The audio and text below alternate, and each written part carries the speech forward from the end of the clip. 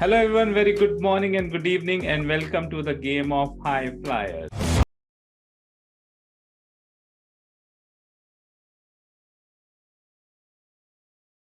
And in our today's session, we have with us Didi.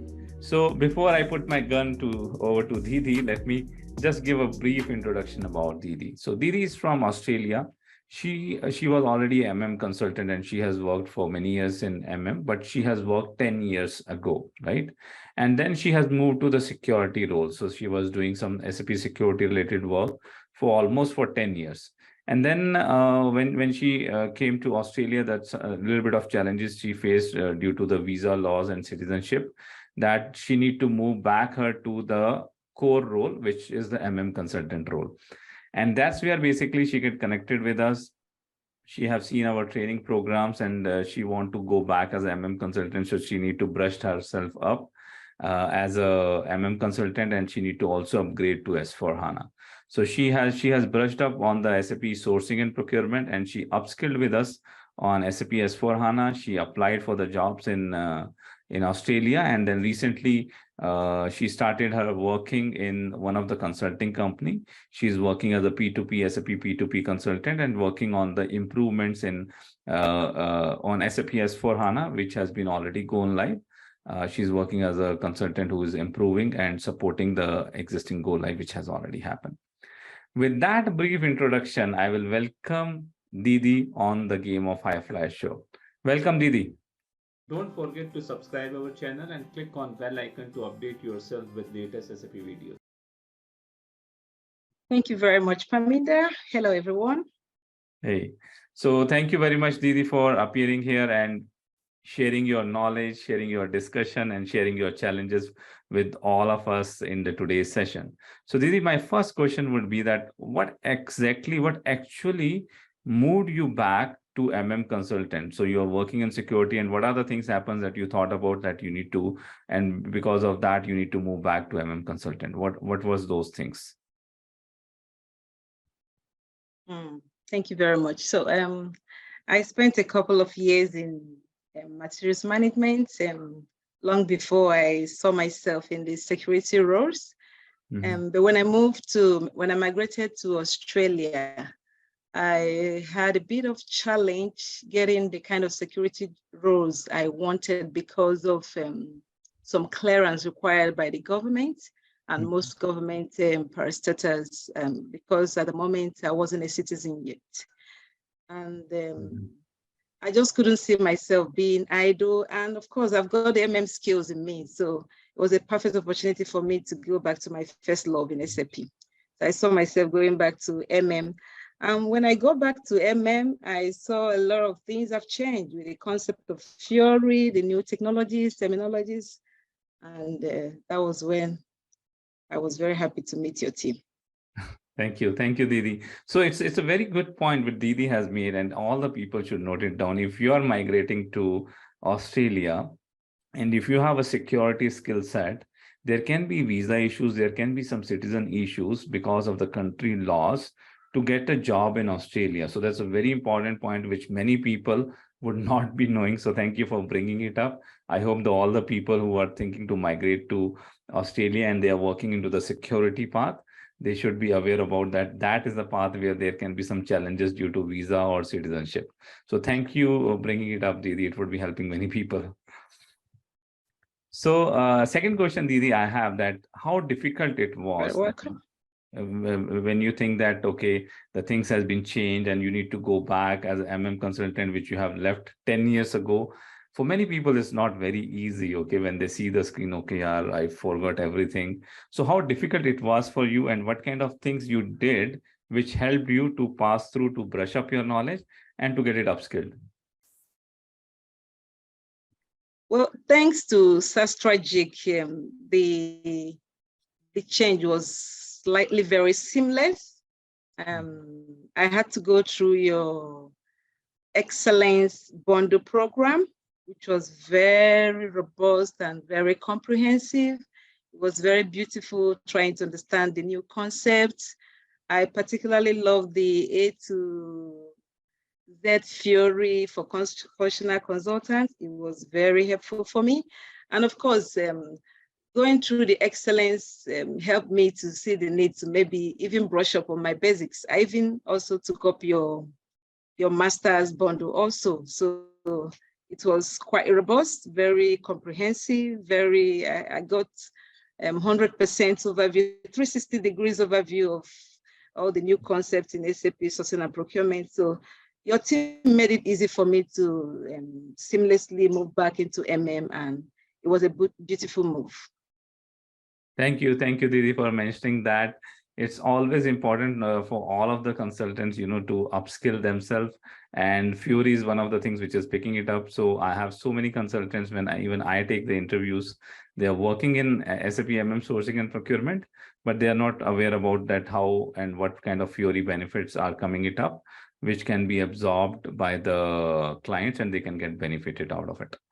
So it's important. It's good you have brought up that point.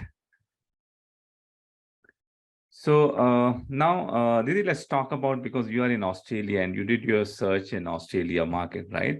It would be very important, and there are a lot of aspirants who are in Australia or who look forward to have a SAP consultant job in Australia. So based on your research which you have done, how does the SAP Australia job market looks like? How easy or how difficult or how challenging it is to get a job in Australia as a SAP consultant? Well, I would say the space is very wide. There's a lot of opportunities, actually a whole lot of opportunities. To get a job is not anything close to difficult as where I was coming from. The only challenge is you knowing your onions very well, being very good at what you do your homework very well, upskill no more than the basics, and of course, have your CV very top-notch, and put your profiles out there in LinkedIn, Seek, all the job search environment. Make yourself visible, if possible, write blogs in LinkedIn. But I mean, you don't even need to go through all that, because the recruitment consultant is always on the lookout for consultants. So the market is very wide and the opportunities are very great. Almost on a daily basis, you could get somebody chatting you up if you're available for a new job role.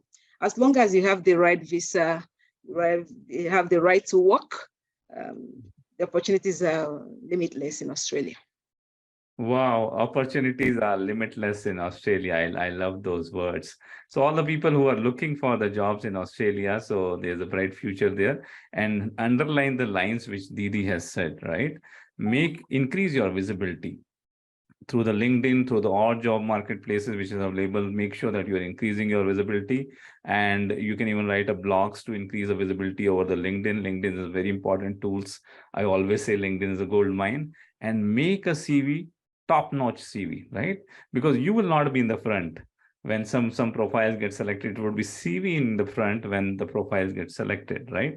So that's the two important points which Didi has mentioned. So I'm just underlining them so that you have got it very correctly. So Didi, now learning SAP now, and then facing interviews, getting selected. And the last part is, that working in the projects as a consultant. So every phase has a different challenges, right? And what do you think that what kind of suggestion you will give to the aspirants who are looking for the SAP jobs, that how they should prepare themselves so that they are not only getting a knowledge, they are also able to clear the interviews. And the most important part, that they should be able to sustain in their job and work as a consultant. So what kind of suggestion you will try to give to the aspirants so that even they should be able to work as a sustained consultant in the jobs? Well, the first thing I would say is make sure you are hands-on on the system. Be there. I mean, spend time, go through all the documentations on the videos. I mean, I'm talking with respect to people who have gotten into your bundle programs. Spend time on those videos and possibly go to the system. Practice, practice, practice. You might think you know it, but if you don't get to the system, if you don't practice very, very frequently, very regularly, you might see yourself struggling on the job. It might be different from the classes experiences you have, and the real job. You don't really have to know everything, but you just have to have an idea where to dig to be able to find the solution. So practice, practice, practice, system hands-on. Don't limit yourself. Ask questions if you don't know. Reach out to the group who are always available to help you. Have confidence in yourself, and you will always succeed if you take all the tips from the program that has been provided. Very good. Practice, practice, practice is what Didi said. Very important to do the system hands-on. So if you have a system hands-on, if you have your concepts clear by going through the videos, you have also done all the scenarios in the systems, every project will be bringing some new kind of challenges. It's not like that the first project you will face the challenges. In the new project I go, there's a lot of things I need to analyze. I need to look back and check the new challenges come. Every SAP project will be bringing it up. But the important things are if your basics are clear, and if you have a very good hands-on on the system, when a challenge comes, actually, you know that from where to start, from where you need to look at, where you need to dig it, so that you try to going towards the solution. So that approach would be built. That approach is very important. And that Didi has highlighted, it will be coming from the two places. One is practice, practice, practice, and then making your basics clear. Reach out to the resources which is available around the globe, over the LinkedIn, on our Telegram groups. Communities are there. Try to reach out to the people. They would be able to put their suggestions on the challenges you are facing it up. So it's not important that you know the solution. It's more important that how to approach towards the solution. That is more important. That's the mindset you should build it when you are getting trained yourself. So Didi, that is very valuable information you have shared. I hope that the discussion which we have done, the short and crisp discussion we have done, it would be helping many people who are looking forward for jobs in Australia specifically, and specifically people who have a gap or who have done some other technologies, and they want to jump back into the SAP technology as a consultant. Those people, this interview, this discussion would be helping them a lot. Don't forget to subscribe our channel and click on bell icon to update yourself with latest SAP videos. So from bottom of my heart, I thank you for appearing here and share your experience with all of our community members. My pleasure, Paminda. Thank you very much for inviting me. Sure. Thank you. So with this, we are ending our episode here, and we'll be coming back with the next success story in the next Game of Firefly session. So stay tuned with us. Goodbye for now.